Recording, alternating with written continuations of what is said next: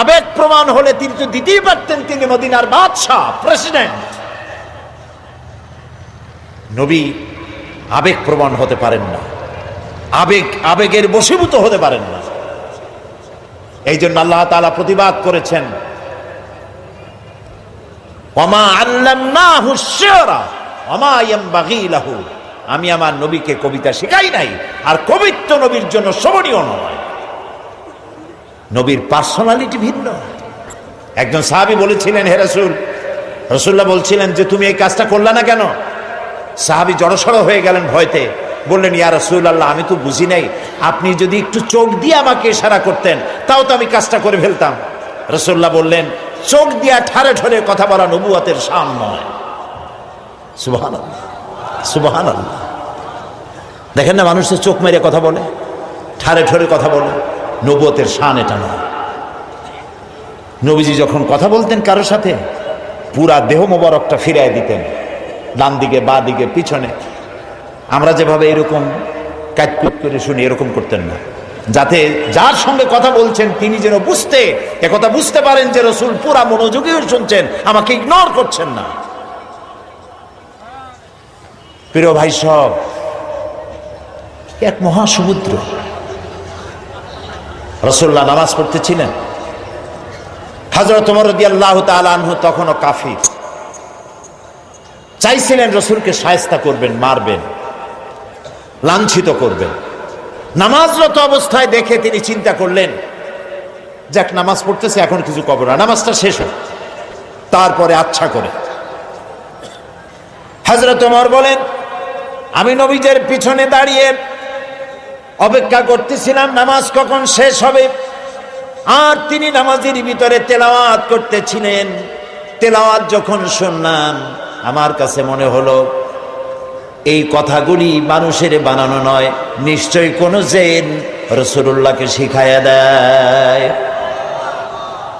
আমি যখন এই চিন্তা করেছি, এত সুন্দর মিলায়া কি করে পড়েন, জেনে শিখায় দিয়েছে, এই চিন্তা যখন আমি করেছি, নবীজি তখন আমার এই কথার জবাব যেন তিনি দিলেন। তিনি পড়লেন, ইন্নাহু লাকাউলু রাসূলিন কারীম। না, এটা কোনো জিন বা অন্য কারো কথা নয়, এটি হচ্ছে মহান বার্তাবাহকের বর্ণনা। হযরত ওমর বলছেন, জিনের কথা না হলে কবির কথা তো বটেই। এত সুন্দর মিলানো, দেখছেন না কোরআন শরীফে কি মিল, লক্ষ্য করছেন? করেন নেই বোধ হয়, করার জন্য অনুরোধ করি। কোরআন তাড়াতাড়ি পড়বেন, মনে হবে আপনি প্রবন্ধ পড়ছেন। থেমে থেমে পড়বেন, মনে হবে যেন কবিতা পড়তেছেন। প্রত্যেক আয়াতে আয়াতে মিল। সুবহানাল্লাহ। হযরত ওমর বলছেন, ভাবলাম মুহাম্মদ সাল্লাল্লাহু আলাইহি সাল্লাম কবি হয়ে গেছে। হযরত ওমর বলেন, যেই না চিন্তা করলাম মনে মনে মুহাম্মদ সাল্লাল্লাহু আলাইহি সাল্লাম কবি হয়ে গেছেন, অমনি তিনি আমার এই কথার জবাব যেন তিনি দিলেন। তিনি পড়লেন, ওয়ামা হুয়া বিকাউলি শাইরিন কালিলাম মা তুমিনুন। না না, এটা কোনো কবির কথা নয়। হযরত ওমর বলে, সর্বনাশ, তাহলে তো শুধু কবি না, গণকও। আমার মনের কথা বুঝলো কেমনে? তো জাদুকর হয়ে গেছে, গণক হয়ে গেছে। হযরত ওমর বলেন, যখন আমি মনে মনে চিন্তা করলাম গণক হয়ে গেছেন, অমনি নবীজি আমার সে কথারও জবাব দিয়ে দিলেন। তিনি পড়লেন, ওয়ালা বিকাউলি কাহিনিন কালিলাম মা তাযাক্কারুন। না না, এটা কোনো গণকের কথা নয়, তোমরা খুব কমই উপদেশ গ্রহণ করে থাকো। হযরত ওমর বলেন, আমার মনে হচ্ছিল আমার পায়ের তলা থেকে মাটি সরে যাচ্ছে। কি আশ্চর্য কথা! যা বলি মনে মনে তারই জবাব আসে। নামাজের মধ্যে কি করে বোঝেন তিনি? হযরত ওমর বলেন, প্রত্যেকটি কথার জবাব মনের প্রশ্নের জবাবগুলি যখন আসতেছিল, তখন আমার চোখের সামনে বিরাট একটা জিজ্ঞাসাবোধক চিহ্ন ঘুরতেছিল। এটা জেনের কথা নয়, কবির কথা নয়, গণকের কথা নয়, তবে এটা কি? যেই না চিন্তা করেছি তবে এটা কি, অমনি নবীজি তেলাওয়াত করলেন, তানজিলুম মির রাব্বিল আলামিন। আল্লাহ রাব্বুল আলামিনের নাযিলকৃত কিতাব। হযরত ওমর বলছেন, আমার মনে হচ্ছিল ঈমান ইসলাম তার শিকড় শুদ্ধ আমার কলিজার মধ্যে ঘিরে বসতেছে। কিন্তু তখনও সময় আসে নাই হযরত ওমরের ঈমান কবুল করার। প্রিয় ভাই সব, রাসূলকে আল্লাহ রাব্বুল আলামিন পৃথিবীতে পাঠালেন এজন্য নয়, তিনি আমাদেরকে মেসাক করা শুধু শিখাবেন, তিনি আমাদেরকে শুধু দাড়ি আর টুপির কথা বলবেন। একটি সমাজ বিপ্লব, একটি রাষ্ট্র বিপ্লব করার জন্য পাঠিয়েছেন। চুরি, ডাকাতি, জেনা, ব্যভিচার, হত্যা, ধর্ষণে ভরপুর সমাজ, এখানে এসেছেন তিনি। এই জাতির উপায়, এ মানুষ বাঁচবে কি করে, এর লক্ষ্য কি, উদ্দেশ্য কি, যাবে কই? আহারে, গরিবদের বাঁচার কোনো অধিকার নাই। গরিবরা শোষিত, নির্যাতিত, নিপীড়িত, নিগৃহীত। বড় লোকদের সব জোর জার, মুলুকতা। আর নারী, নারীর জীবনের তো কোনো দামই নাই। নারী হয়ে জন্মগ্রহণ করাই আজন্ম পাপ। মেয়ে হয়ে জন্মগ্রহণ করেছে, আষাঢ় মেরে মেরে ফেলতেছে। রাসূল এই জিনিসগুলি দেখলেন, নিজের চোখে অবলোকন করলেন। একটা ব্যতিক্রমী স্বভাব দিয়ে তিনি তৈরি হচ্ছেন। লোকেরা লক্ষ্য করল, এক পর্যায়ে মক্কার লোকেরা রাসূলের নাম ভুলে গেল। নাম ছিল কি? নাম কি? মুহাম্মদ। বলেন নাম কি? সবাই বলেন সাল্লাল্লাহু আলাইহি ওয়াসাল্লাম। মনে থাকে যেন, রাসূলের নাম যখন শুনবেন, যখন পড়বেন, কি বলবেন? ভুলে যাবেন না। লোকেরা নাম ভুলে যেতে বসলো কেন? তিনি পরিচিত হলেন আল আমিন বলে। লোকেরা বলা শুরু করলো, এই ঘটনার জন্য যাও আল আমিনকে বলো, চলো আল আমিনের কাছে যাই। ওই যে আল আমিন আসতেছে। বিশ্বাসী হিসাবে পরিগণিত হলেন সকলের কাছে, বিশ্বাসী, এবং নাম আরো হলো সাদেক, সত্যবাদী।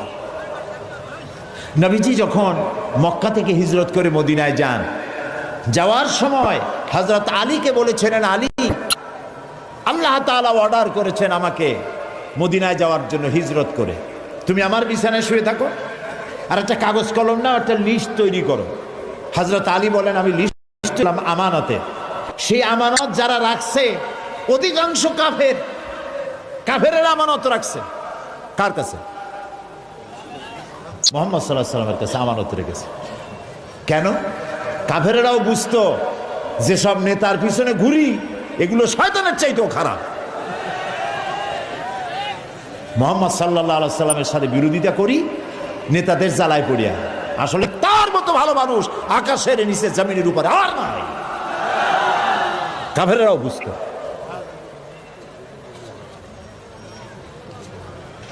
এখনো আমাদের দেশে যত নেতা টেতা আছে, অনুসারীরা বোঝে খাঁটি শয়তান। নামাজ নাই না, দেখেন না, নামাজ নাই, রোজা নাই, আল্লাহ পরকালের চিন্তা নাই, মিথ্যা কথা বলে অনবরত। মানুষে যেমন বমি করে হড় হড় করিয়া, মুখ দিয়া মিথ্যাগুলি বমির মতো বাইর হইতে থাকে। একটা ভালো কথা বলতে জানে না, শুধু অসত্য আর মিথ্যা বলতেই থাকে, আমানতের খেয়ানত করে। তবে এইসব নেতাদের পিছনে ঘুরে কেন? এই চিন্তায় যে এরা যদি এমপি মন্ত্রী হইতে পারে, তা একটা চাকরি পাবো, লাইসেন্স পাবো, টিয়ার কাবি খা খাইতে পারবো। জি, নাম রাখছে কাবি খা, তার মানে হলো খাবি খা।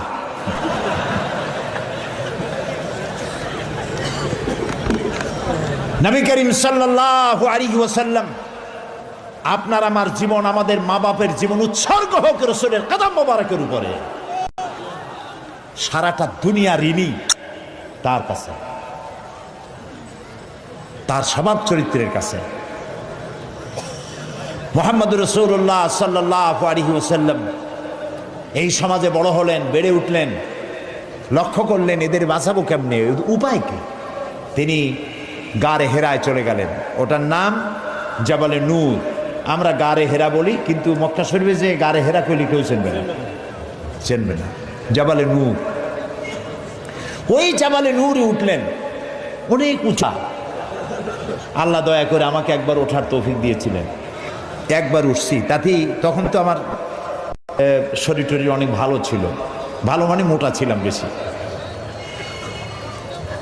উঠতে গিয়ে 3 বোতল পেপসি খাওয়া লাগছে, আর 2-3 দিন উরুতে ব্যথা ছিল। তাহলে চিন্তা করেন কত উঁচা। সেই পাহাড়ের অনেক উঁচায় একটা ছোট্ট জায়গা, একটা রাস্তা আছে একটুখানি, এই সোজাভাবে ঢোকা যায় না, কাত হয়ে কইয়া কাইত আছেন আমাদের দেশে বলে, ওই কইয়া কাইত হয়ে ঢোকা যায়। এবং ওখানে একটা জায়গা আছে যেখানে 2 জন একসাথে নামাজ পড়তে পারে, এরকম একটা গুহা। সেখানে নবী করিম সাল্লাল্লাহু আলাইহি ওয়াসাল্লাম চিন্তা গবেষণা করতে লাগলেন। যেদিন বয়স 40 বছর পূর্ণ হয়ে গেল, আল্লাহ রাব্বুল আলামিন তাকে নবুয়তের মর্যাদা দিয়ে দিলেন। এই নবুয়তের মর্যাদা নিয়ে তিনি নেমে আসতেছেন। ভয় পেলেন। জিবরাইলকে তো জীবনে দেখেন নাই, হযরত জিবরাইলকে দেখেছেন। জিবরাইল বলেছেন ইকরা, পড়ো। তিনি বলছেন যে আমি পড়তে জানি না। আবারও বললেন ইকরা, পড়ো, বলছেন জানি না পড়তে। তৃতীয়বার তিনি বুকের সাথে জড়িয়ে ধরলেন, এমন ভাবে জড়িয়ে ধরলেন নবী করিম সাল্লাল্লাহু আলাইহি ওয়াসাল্লাম ব্যথা পেলেন এবং তিনি পড়তে পারলেন। নেমে এসে স্ত্রী হযরত খাদিজাতুল কুবরা রাদিয়াল্লাহু তাআলা আনহাকে বললেন আমাকে ঢেকে দাও।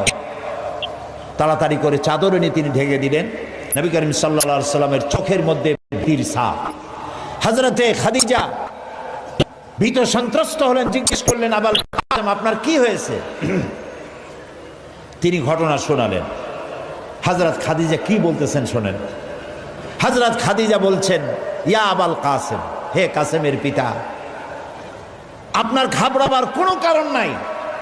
কোন দুষ্ট জিন, কোন দুষ্ট শয়তান আপনাকে অনিষ্ট করতে পারে না, কারণ আপনি সত্যবাদী। আপনাকে কোন দুষ্ট জিন, কোন শয়তান আপনাকে অনিষ্ট করতে পারে না, কারণ আপনি আত্মীয়তার হক আদায় করেন। আপনি এতিমকে, মিসকিনকে খেতে দেন, আপনি বিধবাকে আশ্রয় দেন, আপনার ক্ষতি কেউ করতে পারে না। হযরত খাদিজা দৌড় মারলেন এবং নিজের চাচাতো ভাই হযরত ওয়ারাকা বিন নওফল, তিনি ছিলেন তাওরাতের জবরদস্ত আলেম, নবীজির মুখে খবর শুনলেন। সবটা শুনে নবীজির মস্তক মোবারকের উপরে চুমো খেয়ে বললেন কুদ্দুসুন কুদ্দুসুন, অতি পবিত্র, মহাপবিত্র ইয়া মুহাম্মদ সাল্লাল্লাহু আলাইহি ওয়াসাল্লাম, আপনার কাছে যিনি এসেছিলেন তিনি কোনো জিন নয়, তিনি মহাপবিত্র আত্মা, তিনি ফেরেশতা। যে ফেরেশতা এসেছেন ইব্রাহিম, মূসা, ঈসা, ইয়াকুব, আইয়ুব, সমস্ত নবীদের কাছে যে ফেরেশতা এসে, সেই জিবরাইল এসেছিলেন আপনার কাছে। তাওরাতে আমি যা পড়েছি তার সাথে মিল হয়ে যাচ্ছে, আপনি আখিরি জামানার পয়গম্বর। তবে আমার জন্য আফসোস, আমি বৃদ্ধ, এই জাতি আপনাকে খুব কষ্ট দেবে, নির্যাতন করবে। সেদিন পর্যন্ত যদি আল্লাহ আমারে বাঁচায় রাখেন, আমি আপনাকে সাহায্য করব, আপনার সাথে থাকব। প্রিয় ভাই সব, একটা নারী, একজন স্ত্রী পুরুষের জন্য, স্বামীর জন্য সব থেকে উত্তম সাক্ষী দিতে পারে, এর থেকে ভালো সাক্ষী আর কেউ দিতে পারে না। আল্লাহর নবী যখন তার স্ত্রী হযরত খাদিজা রাদিয়াল্লাহু তাআলা আনহাকে যখন দাওয়াত দিয়েছেন, আল্লাহ রাব্বুল আলামিন যখন দাওয়াতের জন্য বলে দিলেন নিকটবর্তী আত্মীয়দেরকে দাওয়াত দাও, সর্বপ্রথম নবীজি গিয়ে হযরত খাদিজাকে দাওয়াত দিলেন। বললেন আল্লাহ ছাড়া কোনো ইলাহ নাই, মাবুদ নাই, তার উপর ঈমান আনো। আর আমি মুহাম্মদ রাসূলুল্লাহ সাল্লাল্লাহু আলাইহি সাল্লাম আখিরি জামানার পয়গম্বর, আমার উপর ঈমান আনো। স্ত্রীর জন্য স্বাভাবিক ছিল। স্ত্রী তো কমসে কম স্বামীরে চেনে, কি বলেন আপনারা? চেনে না? সব মানুষকে আপনি ধোঁকা দিতে পারবেন, সব মানুষকে আপনি চোখে ধুলা দিতে পারবেন, কিন্তু স্ত্রীকে ভাঙিয়ে দিতে পারবেন না। ঠিক কিনা বলবেন? স্ত্রী আপনার জন্য ভালোবাসা দিতে পারে, জীবন দিতে পারে, সব দিতে পারে, কিন্তু ঈমান আনা অত্যন্ত কঠিন। নবীজি যখন হযরত খাদিজাকে ঈমানের দাওয়াত দিলেন, হযরতে খাদিজা রাদিয়াল্লাহু তাআলা আনহা এক মুহূর্ত দেরি করেন নাই, সঙ্গে সঙ্গে পড়েছেন লা ইলাহা ইল্লাল্লাহু মুহাম্মাদুর রাসূলুল্লাহ।